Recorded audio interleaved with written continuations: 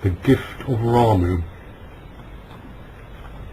Long before he'd been sworn in as president, before he'd even seriously thought of becoming president, before he'd entered politics in fact, James Hunter had been involved in a passionate debate about UFOs. Unlike another southern-born made-good former Democratic president, Jimmy Carter, Hunter had dismissed the whole idea of UFOs as bunk. "I'll believe in flying saucers the day one lands on the White House lawn," he'd said. More than 3 decades later, this skeptic's put-down returned to haunt him. For on the morning of 7th May 20, just after 8 a.m, as President James Hunter sat eating breakfast with his First Lady Marlene, a silver disc descended silently from the sky and landed softly on the White House lawn. As the President sat dunking his biscuit in his black coffee and poring over the morning's papers, and as the First Lady, in between tiny nibbles of her low-calorie toast, flicked through her speech to the Washington Ladies Institute, a loud rap sounded on the door of their private suite, followed by the voice of the President's adjutant, Colonel Oscar South. "Mr. President!" The President put down his biscuit, turned to face the door, then, recognizing the voice, which was a full octave higher than normal, he barked, "Come in!" The door barged open, and South entered, flanked by 2 stocky military policemen. Both men had their pistols drawn, and as the 3 marched on his breakfast table, Hunter's heart jumped into his throat. It was only when all 3 pulled up at the table and saluted him that he realized he was the President of the United States sitting in his bedchamber, and not El Presidente of some fascist banana republic, sitting waiting fearfully for the next peasants' revolt or military coup. "Mr. President," snapped South. "At ease, Colonel," said the President. "Has something happened?" "Yes, sir," said South. Marlene looked up from her speech and said, "Do you want me to leave, dear?" Hunter waved at her, and standing up she said, "Well, Colonel?" "Madam, sir, you have a visitor." "Oh, who?" "With respect, sir, I don't think you'll believe me until you see him." Hunter was perplexed. South was usually such a level-headed type. "Try me," he said. "Sir, have you looked out of your window this morning?" This was a strange question indeed, and for a moment Hunter wondered if the Colonel were ill, or if he himself was the victim of an elaborate practical joke. But this sort of behaviour was so totally out of character for South, and the man was so totally devoid of humour that he could rule out the latter. Hunter crossed to the first-floor bedroom window and looked down at the lawn. His heart skipped a beat as he took in the saucer. It was perhaps 10 feet high and 50 feet in diameter, and standing in front of it was a bald comic book type alien dressed in a one-piece metallic body stocking. He had delicate features and a large though not enormous head, and he was looking up at the President's bedroom window. "Do you see him, sir?" asked South. Marlene Hunter crossed to the window too, and standing behind her husband caught her breath and clung to his shoulder for support. "Yes, I see him," said Hunter. "He says he has to speak to you, sir. It's a matter of life and death." "Yes, of course," said Hunter. "You'd better have him come up." "No, sir," said South. "He says he can't leave the ship. You have to go down to meet him." "Oh," said Hunter. Then he stuck out his chin and said, "Well, I am the President of the United States." "Yes, sir." "And the leader of the world in a sense." "Yes, sir, in every sense." "That's what they usually say, isn't it? Take me to your leader." "I don't know, sir. I've never met an alien before," replied South in all sincerity.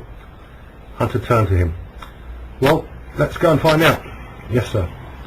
"Be careful, Hun," said Marlene. "He might be a commie." James Hunter emerged from the White House alone. After he got over the initial shock, any apprehension he might have had about meeting a man from another world evaporated, and he dismissed the guards, telling them to go and watch this historic meeting from an upstairs window. "Dig out a couple of cameras from the press office," he added. "I want this recorded for posterity." The President's logic was simple. As there were obviously no aliens living on any other planet of the solar system, this fellow must have come from the nearest star, if not a good deal further. That meant 4 or 5 light years at least. Anyone who could bridge that sort of distance had to come from a civilization that was hundreds, if not thousands of years more advanced than Earth, which meant that if he wanted to, the alien could probably destroy the White House, if not the Earth, with the press of a button. Clearly, though, he hadn't come all this way and demanded to see the leader of Planet Earth so that he could do that. Obviously, he had a message for the Earth which he intended to impart to the President. James Hunter considered himself less honoured than chosen. The President closed the door behind him, held up his hand in peace, and walked towards the alien. "Greetings," he said. "Good morning, Mr. President," said the alien in a matter-of-fact tone. I'm sorry to have to interrupt your breakfast, but this is a matter of supreme importance. I'm sure it is, said the President. An urgency, said the alien. For me. Please step inside. He gestured to James Hunter, who took a deep breath before moving towards the silver disc. As he did so, a seamless partition slid back, revealing the illuminated interior. The President walked in, the alien entered the craft behind him, and the entrance closed behind the both of them. Inside, the craft was massive. The President remembered years ago watching a cult British TV series about a doctor who travelled through time in a police kiosk, a perfectly ordinary looking box about 4 feet square, which somehow contained a massive room. Something like that was at work here. He could only marvel at this weird science. The alien took the lead and gestured to the President to follow him. My name is Ramu, he said. Pleased to meet you, Mr. Ramu, said the President. I must apologise, Mr. President, but you will soon understand. He doubted he would. Ramu led him to a sliding door, which he opened with a wave of his palm. Stepping inside, he waited for the President to follow him. The door closed behind them, and the President's eyes fell on a bed. It had the appearance of an ordinary hospital bed, for next to it was a drip feed attached to a stand, and at the bottom of the bed was what he took to be a temperature chart. In the bed lay a woman. Like Ramu, she was bald, and strange metallic sheets covered her body up to her neck. Her eyes were closed, and she was sleeping softly. This is my wife, said Ramu.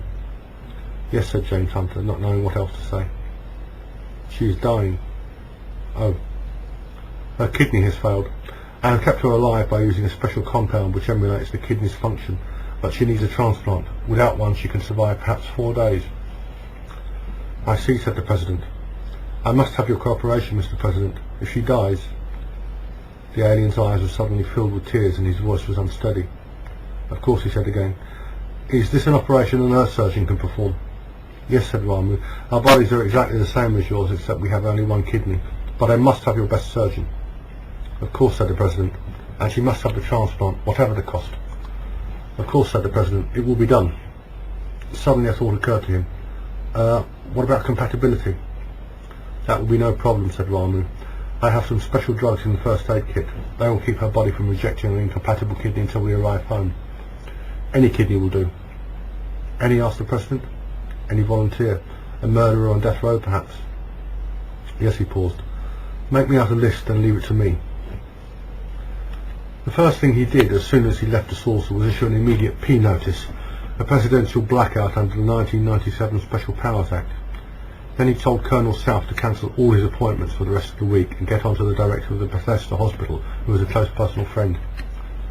By early afternoon, an area 2 miles in diameter around the White House had been sealed off, and 3 of the top transplant surgeons in the country had been jetted in under military escort. All this time, Ramu had remained inside the craft with his ailing wife. At 3 o'clock, Hunter led the 3 well-briefed surgeons into the craft. The entrance opened, and Ramu led the 4 men into his wife's bedroom.